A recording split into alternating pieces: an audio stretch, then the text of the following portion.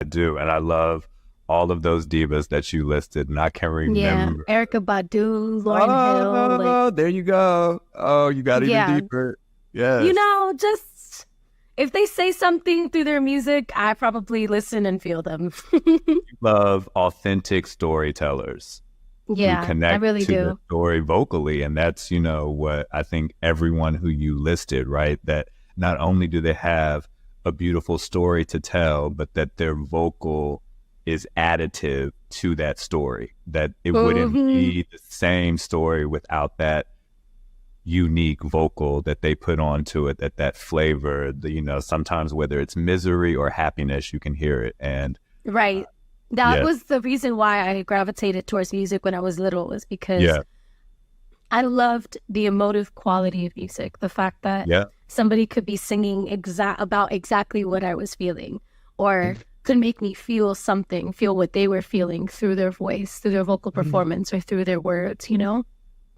Yeah, I used to absolutely. sing my little heart out, like all of Rihanna's songs too. Like I loved Rihanna when I was younger. I like just, you know, just that Yeah. attitude, the energy, the unapologeticness. I love like anybody that embodies that, that embodies themselves and gives us that.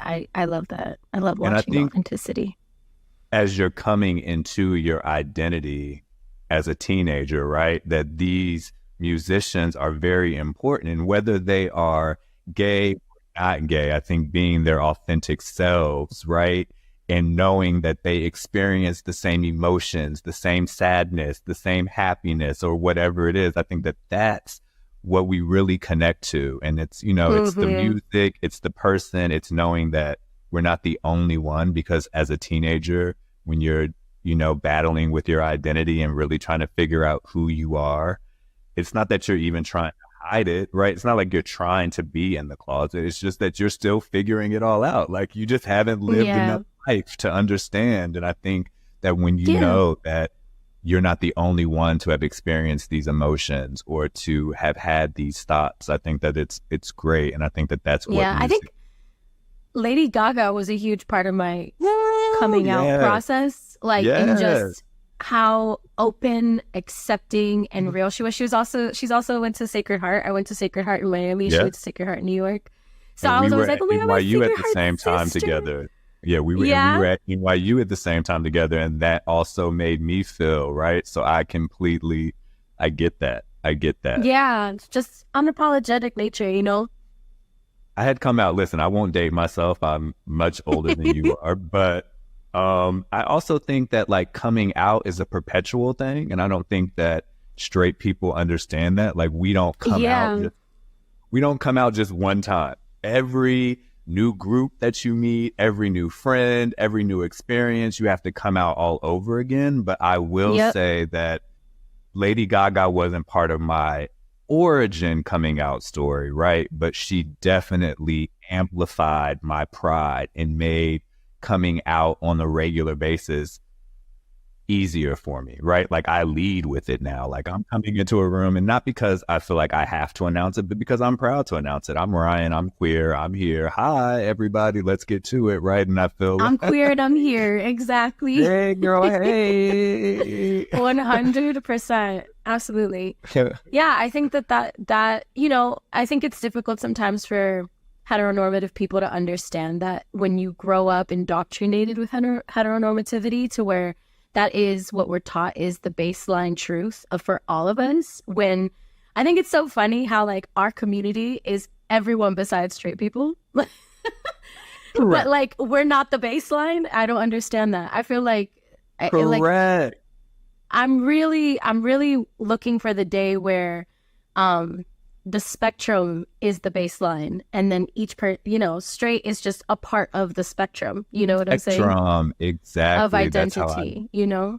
oh, and you've had to live as a gay person to even really fully understand with that knowledge that you just spit. So one, thank you for that. And I But wish actually, at your age, when I was your age, that I had that brilliance and that genius to look at it. yeah, So this thank younger you. generation, I feel like this All right, younger I'm generation listening. true is even more brave than I was. You know what I'm saying? Correct. Like, they're just so unapologetically present in the fact that everything exists in spectrum, whether that's gender identity or sexuality or, you know, whatever it is. Like, the way you present to the world and the way that you choose to identify it's a spectrum. There's so many options, and there's so many different ways that we all show up, even within our sexualities. Like, just because, you know, you explore one specific thing doesn't necessarily mean that's the only thing for you for the rest of your life, you know? I really feel like souls drive my attraction more than anything, you know? So that's why I don't like to like pigeonhole it. I know I'm queer because it's a range, you know, but 1,000%. I don't like to pigeonhole it. Exactly. I don't want to just be one thing. And I want, if a beautiful soul comes along that connects to my beautiful soul, then let's be two beautiful souls together. And I don't really think about, right? I tend to go towards souls that are embodied in another man's body, right? But that I'm not limited to that. I mean, it's about how I feel in the moment. But I also, some of my best allies and closest friends are women. So I know that that's still a soul connection, right? Like, I know that, you know, that you can have a friend that's a soulmate that has nothing to do with, you know, that we can, you know, keep it platonic or, you know, whatever. So yes, that is huge to me. How has your identity influenced your music? I would say I'm still in the process of exploring my identity through music, I believe. I definitely have, excuse me, I've definitely explored it. Like, you know, I did the song Strangers with Halsey, and I've done my song Piña with Snow the Product, who's also a queer Latina, you know, which I think is iconic personally. But, yes, you know, course. People will get it later, maybe.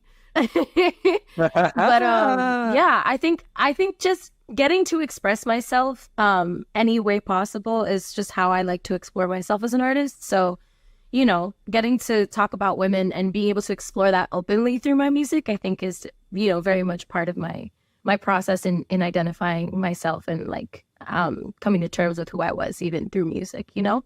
Sid, actually, from the internet. Love Sid. Yeah, Sid from the internet was actually the first time. Super shout out to Sid, because she really helped me in my journey as a musician in like validating and accepting and being comfortable using like the pronouns of women when I was referring to who I was in love with in these songs. You know what I mean? So yeah, huge shout out to her, because that was the first time I heard like a feminine voice sing about women, you know? And I was like, wow, this is okay. Like, I can really just be my full gay self in the music too, you know? That's fine. That's fine.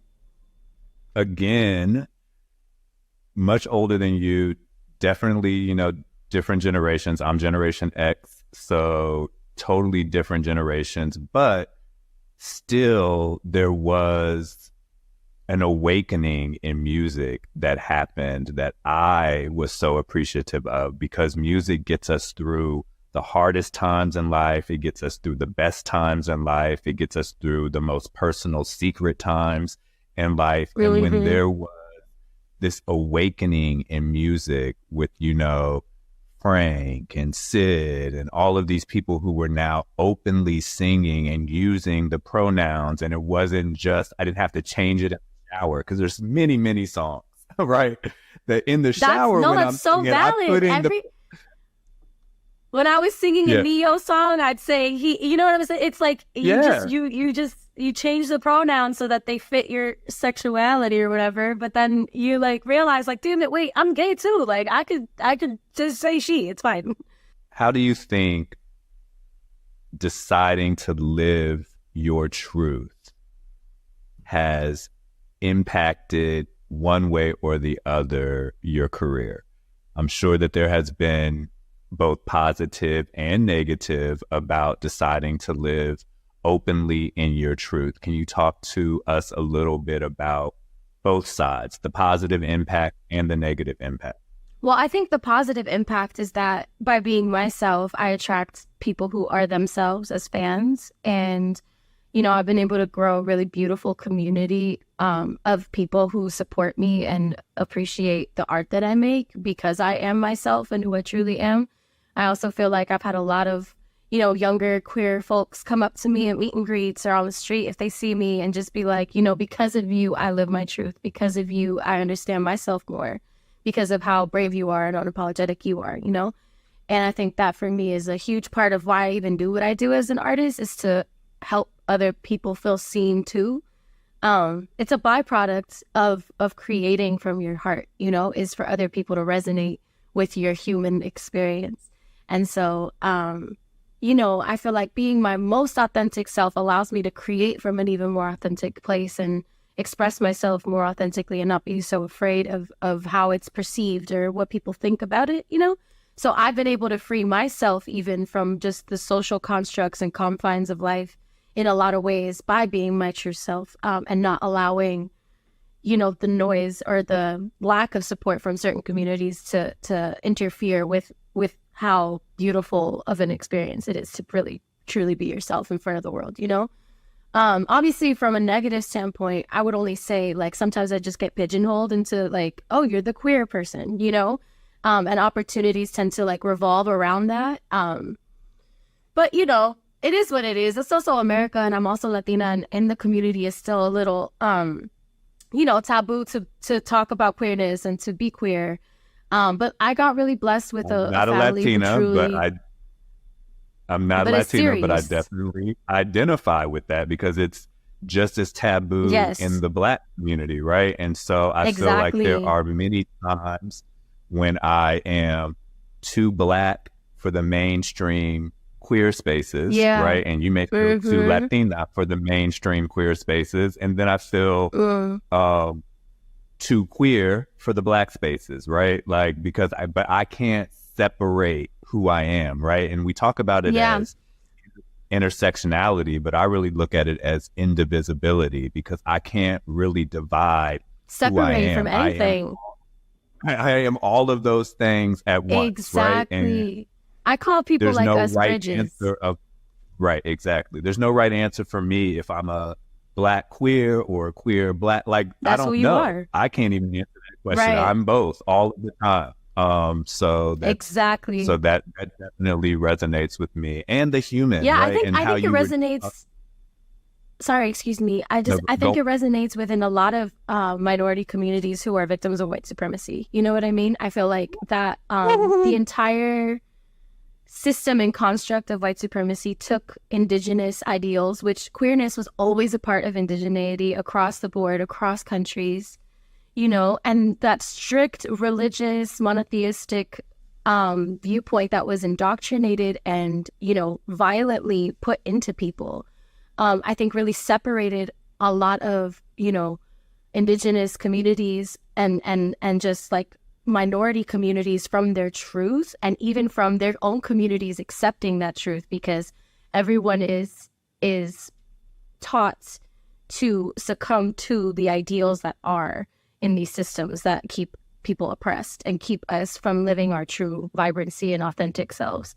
And yeah, I think that is a through line within, all of our communities, within the Latino community, within the Black community, within the queer community. Yeah. And all of those intersections always draw back to the fact that we're still all living under very oppressed systems that cater to that oppression, and separation. It caters to division. Yes, okay, she better come on today. We're gonna have a full-on sermon up in here, church. Okay, yes. She better come in today, talking that talk. I'm a speak. I love it. Oh, that got me worked up. That is so very true. And so again, the division is they need us divided. They need us thinking we're anomalies. Right, because you're a songwriter and your way with words, the way you just put that together and connected all the dots and gave us the bigger picture, I think that will resonate with many who are watching us. So thank you again for your brilliance and your genius. We're going to switch gears into representation now. That first talk we were having was about community, and so we have two more buckets. Representation and then the future. So when it comes to representation, and we, LGBTQIA plus, like you said earlier, right? Everybody It's but the all straights. everybody but straight. Okay, but there are those within our community that have less support, less representation, right? And specifically talking about the trans community, talking about the non-binary community, talking about and listen, I think more of us are non-binary than we know, because it's such, and A back to spectrum. your point, right? It's such a spectrum, but we've been so conditioned and programmed for it to be